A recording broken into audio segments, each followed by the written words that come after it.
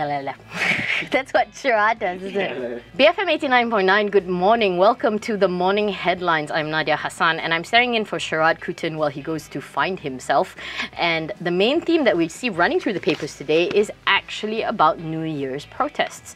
So it's the second to last day of the year, and there is a group that's planning to do a protest on New Year's Eve about the rising price hikes. And in fact, rising prices is what dominates the NST today, where the Malaysian Employees Federation has actually said to those in the private sector to brace themselves for lower bonuses and lower pay hikes next year, because this is as a result of a lot of companies tightening their belts. Power is going up, toll is going up. So definitely that's one kind of bullet that you have to bite ahead of the GST.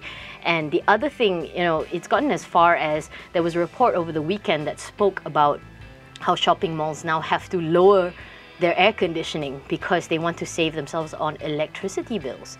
But speaking of that particular protest hike, one Kuantan Wanita UMNO chief, Datuk Zaitun Mat, actually got herself into trouble talking about this protest because she came out and said the usual hoary chestnut of, if you do not like the country, cabut.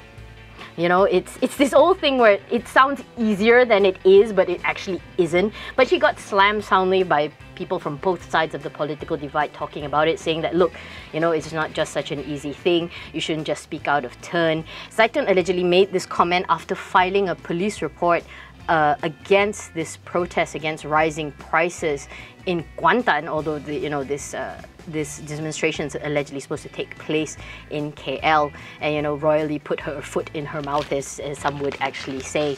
And then there was another interesting part about email bombs. It's a story that a lot of them picked up on page 6. This one is basically PKR man hauled up over email. So the cops actually questioned Rafizi Ramli over email about New Year's blasts, simply that they were going to put strategic bombs at certain places, which is bound to disrupt anybody's New Year's plans.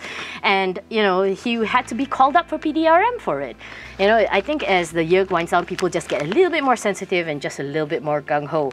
And then Sinar also picks up that similar theme where it talks about isu kenaikan kos hidup gagal fahami rakyat. Basically, you do not understand the people, dude, if they want to put it in a very colloquial manner. So all the focus is now on Najib, basically on how the people are going to pay for these increases in costs. In fact, Najib came out over the weekend to talk about the recent brouhaha over increase in stationery costs because as people go back to school, and that's actually the main headline for the Malay Mail, back to school blues. Basically, parents are struggling with soaring school costs. Poor ones spend at least 60% of their monthly income on essentials. And then there's this little heartwarming piece about odd job worker borrows money to pay for uniforms and then asks his 16-year-old daughter to quit school. Definitely not what you want to see as people go and further their education. Talking about heartwarming news, the Star itself has gone, the great lengths to show that they care by talking about deadly highway hazards. They're talking about how on the highway, if you drive, you'll see things like burst tires, spilled trucks. One of my personal favorites was once I was stuck in a jam for hours because some truck overturned carrying watermelons of all things. And, it talks about how this also endangers the workers, who actually have to sort of dash out on the road and clear up all the debris. And some people wonder, because they just talked about increasing toll rate hikes, so you wonder whether this is related to that, so they can kind of justify, because there's more people go on the road and more people clean up debris, you have to pay them more. You gotta love Metro for the headlines. Basically, nyaris dibuai maut. Basically, if you are on a teeter-totter or a swing, be warned, children, because it says that basically a kid fell into a coma, after he tried to swing his swing too high. I don't know if you ever, sat on swings as a kid, but you know that you always tried to try and get it go over. Basically, he did, sadly, and it, just didn't work out. But on a sadder note for head injuries, former F1 champion Michael Schumacher is actually now apparently in a coma because he hit his head while skiing.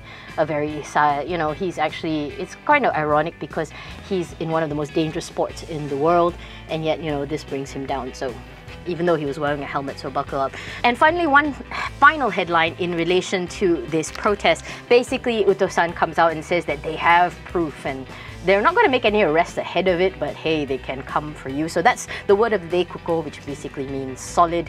And we hope that when it, they actually, if anything does happen, that they do actually have kukuh reasons for it. Anyway, that's all for Morning Headlines today. Join me tomorrow for more for the last day of the year as we see how it wraps up. I am Nadia Hassan for BFM 89.9.